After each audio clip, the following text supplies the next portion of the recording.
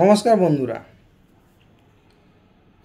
আপনার কি মনে হয় যে আপনার লালা শুকিয়ে আসছে, বারবার মুখ শুকিয়ে যাচ্ছে, খাবার খেতে পারছেন না, সাফিসিয়েন্ট লালা জমছে না মুখে, বা চোখ ড্রাই হয়ে যাচ্ছে, চোখে মনে হচ্ছে যে সবসময় বারবার টিপ টিপ করতে হচ্ছে? হ্যাঁ, এই দুটো লক্ষণ যদি আপনার থাকে তাহলে আজকের ভিডিও অবশ্য আপনি ভালো করে দেখবেন, বা কারো যদি চেনা জানার মধ্যে এই ধরনের ঘটনা ঘটে থাকে।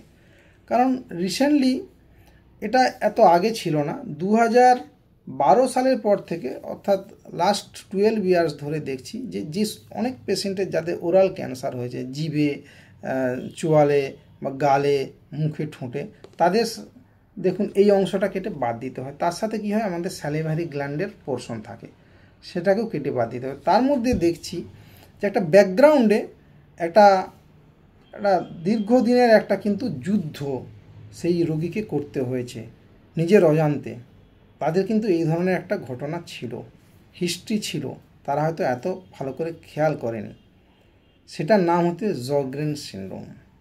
এই জগরেন সিনড্রোম কিন্তু হু হু করে বাড়ছে, শুধু আমাদের দেশে না, সারা পৃথিবীতে।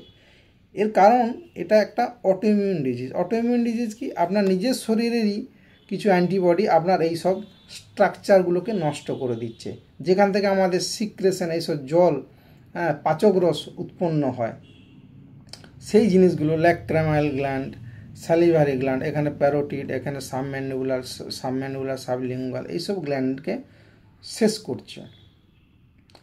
অনেকে ভাবেন যে এগুলো শুধু মহিলাদের হয়, তা নয়, মহিলা পুরুষ সবাইদের হয়। এবং সবচেয়ে বড় কথা এটাই যে এই অসুখ কিন্তু সবসময় একা হয় না।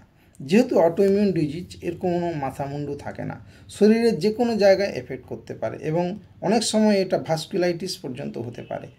যাই হোক, সেটা একটা ব্রড স্পেকট্রাম, এসএলই, হ্যাঁ, তারপর এই তার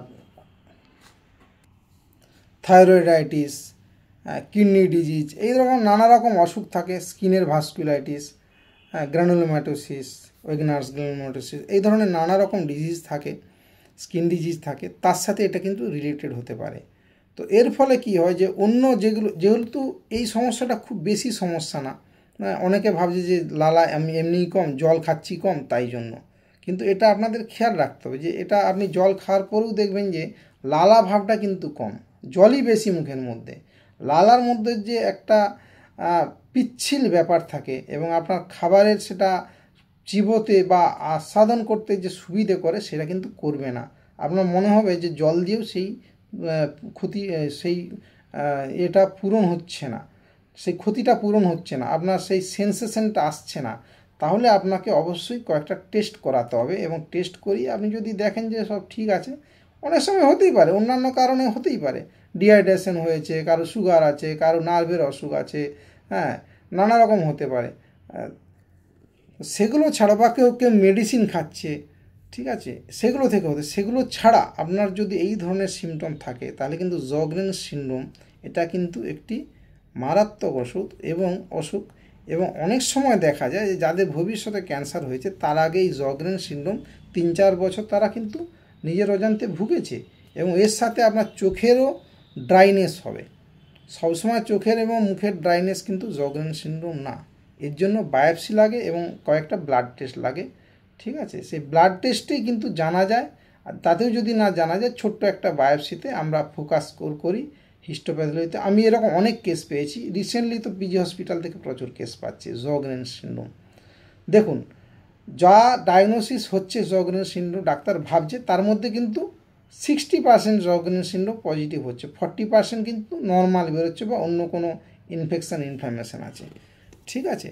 তো বন্ধুরা, এটাই বলার যে যাদের মধ্যে এই ধরনের সিমটম, গলা শুকিয়ে কাঠ হয়ে যাওয়া কোনো কারণ ছাড়াই, মনে হচ্ছে যে খাবার চিবানোর মতো সাফিসিয়েন্ট লালা নেই মুখে, চোখ পিটপিট করছে, চোখ ড্রাই হয়ে যাচ্ছে, মুখ কাঠ হয়ে যাচ্ছে, জগরেন সিনড্রোম হওয়ার একটা বিশেষ সম্ভাবনা আছে।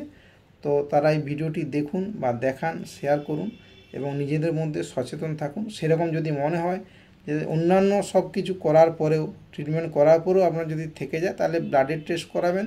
সেটি যদি নর্মাল থাকে, ঠিক আছে, জগরেন সিনড্রোমের জন্য ব্লাড টেস্ট এএনএর একটা স্পেশাল টাইপ আছে, সেটাতে যদি নর্মাল থাকে, জানবেন যে 80% সম্ভাবনা নেই।